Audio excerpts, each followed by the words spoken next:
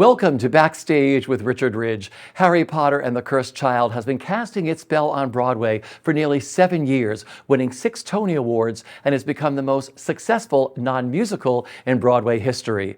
And joining me here at the Lyric Theater is one of the show's stars, Matthew James Thomas, who plays Harry Potter.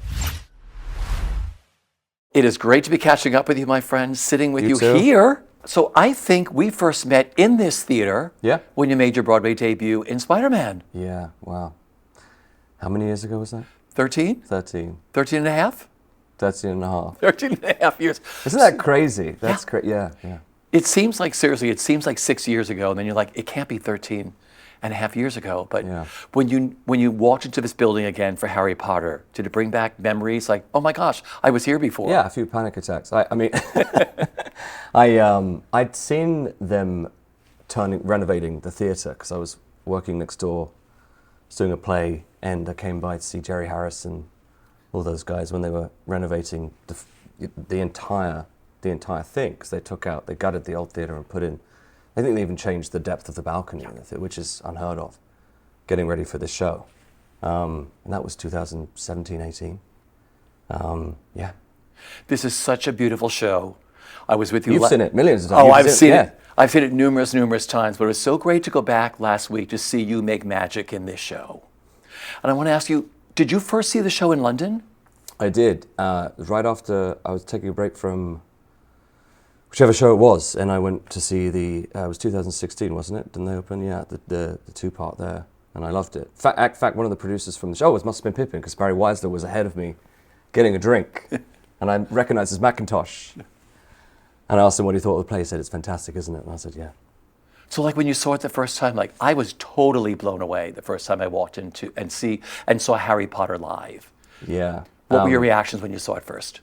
Well, I certainly didn't know what to expect, when you're seeing something like this huge film franchise put onto the stage in the live was very exciting. I've told the story many times and I'll tell it again, but something happened in the show. I think it was 7 or 8 year old girl was sat next to me, and something happened in the show, and I won't give it away, but I said, what the, and she turned around and said, yeah, because it was this, you know the bit I'm talking about. Stuff that had happened on the stage that I just hadn't seen before, I didn't think was possible. And that's where I think the show catches you a lot, not just with the special effects, but also the story. You don't see the things coming that do. And did you think then, when you saw that, saying, maybe Harry Potter one day, maybe I'll be up there doing this? No, not a clue. Yeah. No, I mean, of course the idea of doing something like that would be great. I loved the length of it too. I think seeing something that could sprawl across all of that story was really quite thrilling. And so the idea that when I heard about the opportunity for this to come up, where they'd condensed the story but it still had the same power, that was very interesting to me as a challenge to take on. So what is it like living in this magical world of Harry Potter and the Cursed Child? It's nuts. Yeah. It's totally nuts. Even though I know the show, it's in my blood. I wouldn't say in my blood, but it's in my body. And I've been here for 4 months or so now. And this is where the fun starts for me, because you're sort of venturing outside of the safety of now. I know the character. I don't know the character, but I know the lines. I know where I'm supposed to be. That's in my body. And now you start to explore. Now the real fun, the adventure begins for me, truly, at this stage in the process, because the show's settled with this new company. It's some returning cast members and some new people. And now the show starts to become ours, and we start to really search in and out the nooks and crannies, and that's the real fun stuff. So I'm really excited for this next 6, 7, 8 months, however much we've got left. Yeah.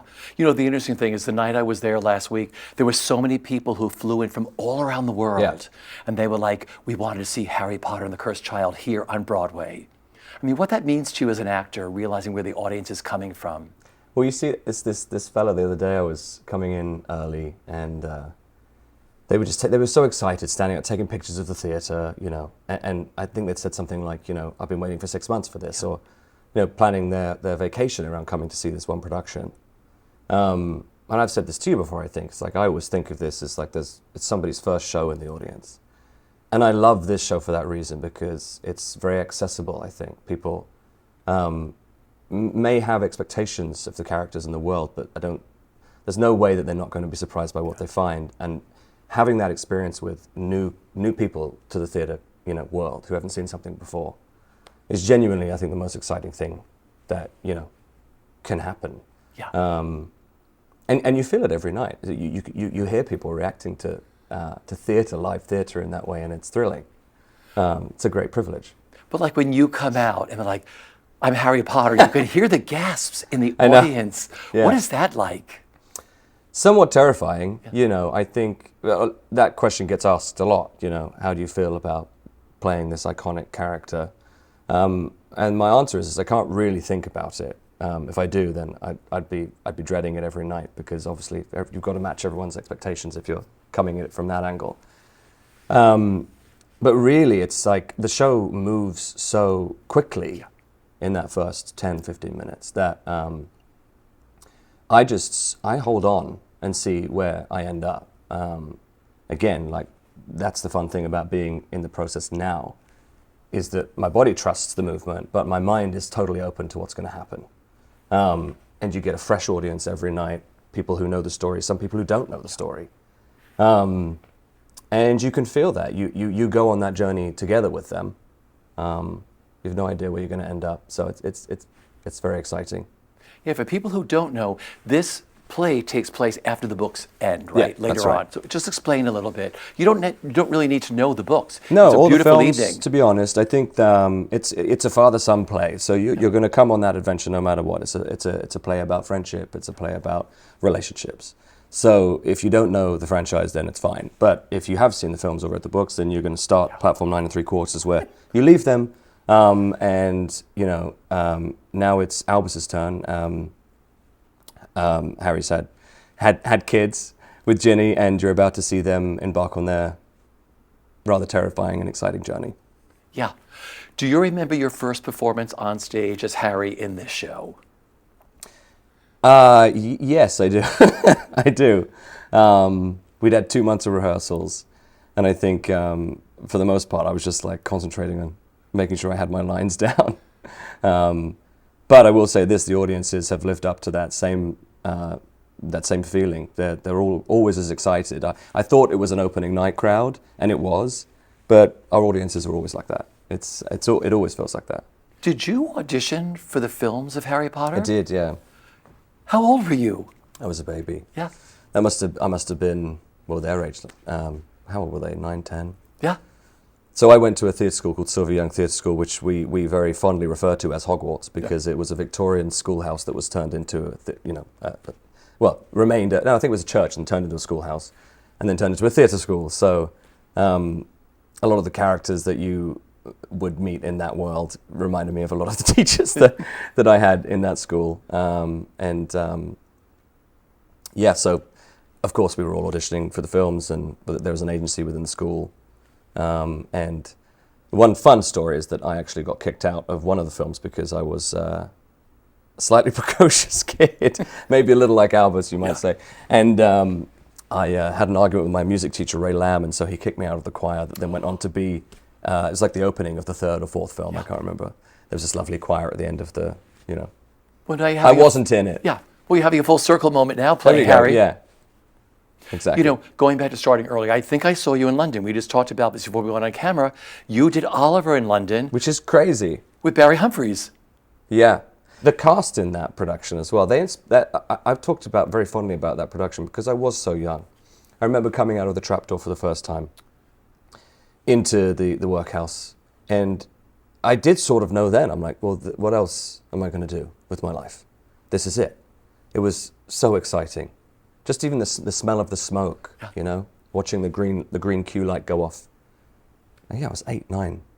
And then working with those incredible actors. I mean, can you imagine being in the vicinity of someone like Barry Humphries at that age, and them just being there in the moment every single show? They were real. Fagin wasn't fake. That was Fagin. Did you get caught under the stage one night?